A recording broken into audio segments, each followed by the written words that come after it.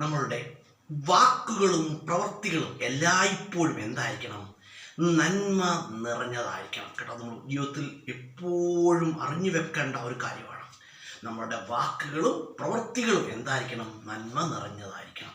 അപ്പം നമ്മളൊക്കെ പറയും നമ്മൾ നല്ല പ്രവൃത്തികളൊക്കെ ചെയ്യുന്നുണ്ട്. നല്ല പ്രവൃത്തികൾ മാത്രം പോരാ, നമ്മുടെ വാക്കുകളും അതുപോലെ നന്മ നിറഞ്ഞതായിരിക്കണം കേട്ടോ.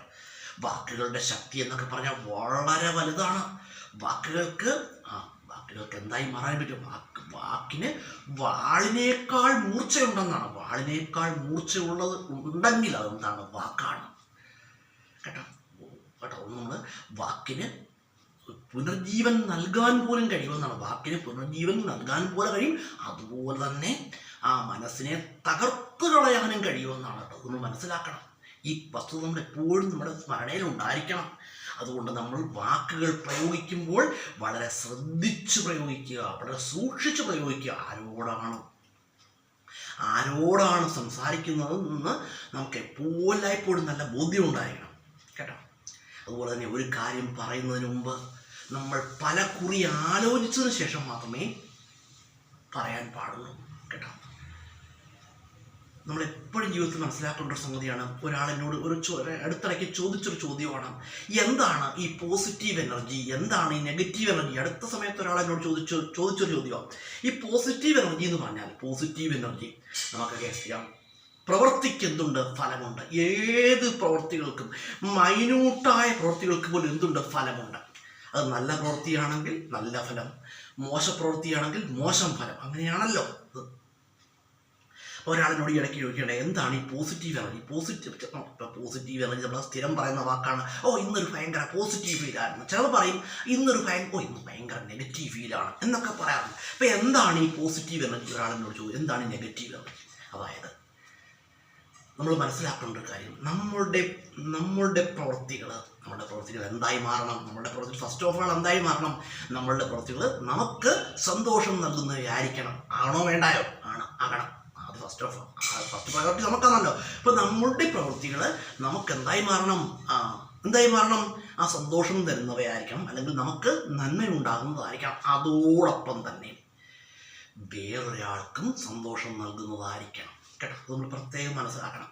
ഇനി നമ്മളുടെ പ്രവൃത്തികൾ കൊണ്ട് വേറൊരാൾക്ക് സന്തോഷം നൽകാൻ കഴിഞ്ഞില്ലെങ്കിലും വേറൊരാൾക്ക് നമ്മളുടെ വാക്കുകളോ പ്രവൃത്തികളോ എന്തായി മാറാൻ പാടില്ല? ഒരു സങ്കടമാവാൻ പാടില്ല കേട്ടോ.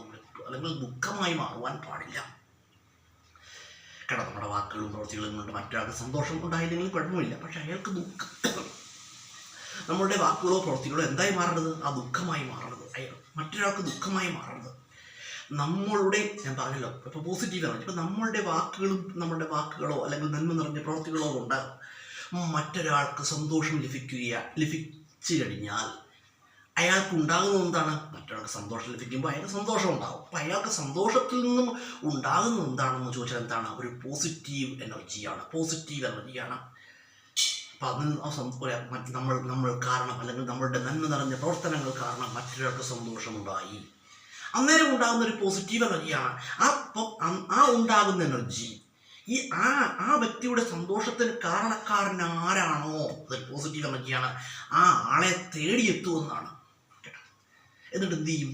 തേടിയെത്തുകയും അയാളുടെ ജീവിതത്തിൽ മനോഹരമായ നിമിഷങ്ങൾ, സന്തോഷങ്ങൾ പ്രദാനം ചെയ്യുകയും ചെയ്യുമെന്നാണ് കേട്ടോ. ഇനി അതുപോലെ തന്നെ തിരിച്ചും നിങ്ങളുടെ വാക്കുകളോ പ്രവൃത്തികളോ മറ്റൊരാൾക്ക് ദോഷമായി മാറി, മറ്റൊരാൾക്ക് ദ്രോഹമായി മാറിയെങ്കിൽ, അയാൾക്ക് സങ്കടമായി മാറി, അപ്പം ചിലപ്പോൾ അയാൾക്കറിയാൻ കഴിയില്ല അയാളുടെ ദുഃഖത്തിന് കാരണം ആരാണ് എന്ന് അയാൾക്കറിയാൻ കഴിയില്ലെങ്കിൽ കൂടി അയാളുടെ ദുഃഖത്തിൽ നിന്നും അല്ലെങ്കിൽ സങ്കടത്തിൽ നിന്നും ഉണ്ടാകുന്നത് എന്താണ്? ഒരു നെഗറ്റീവ് എനർജിയാണ്. ഹൈ പവർ ഉള്ള ഒരു നെഗറ്റീവ് എനർജി ഉണ്ടാകുമെന്നാണ്. എന്നിട്ട് എന്ത് ചെയ്യും? അതിന് കാരണക്കാരനാരായാലും അയാളെ തേടിയെത്തുമെന്നാണ്.